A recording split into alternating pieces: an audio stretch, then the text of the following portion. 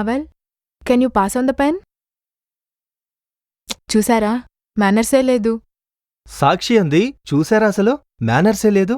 ఇదే విధంగా మనం కోపంలో చిరాకుపడి అంటూ ఉంటాం, చూశారా అసలు. ఈ విధమైన వాక్యాలను మనం ఇంగ్లీష్లో ప్రారంభించడానికి లుక్ ఎట్ దాట్ అని ప్రారంభిస్తాం.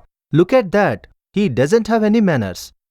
Look at that, he's driving so rashly. చూశారా అసలు ఎంత ర్యాష్గా, ఎంత అడ్డదిడ్డంగా డ్రైవ్ చేస్తున్నాడో. ఇంకొక మాట మనం చెప్తాం, చూశారా అతన్ని ఎంత ఆనందంగా ఉన్నాడో.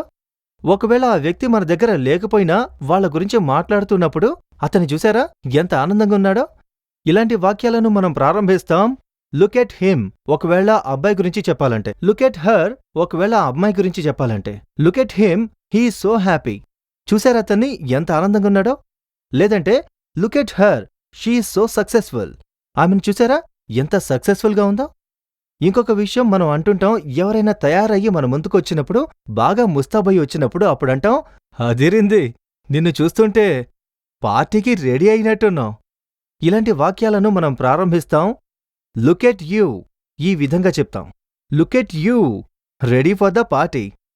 ఇప్పుడు మీకోసం ఒక క్విజ్. మీరు ఒక సెంటెన్స్ తయారు చేయండి, మనం కోపంలో ఉన్నప్పుడు ఎలా అంటామో. చూశారా అసలు ఇతనికి పెద్దలతో ఎలా మాట్లాడాలో తెలీదు.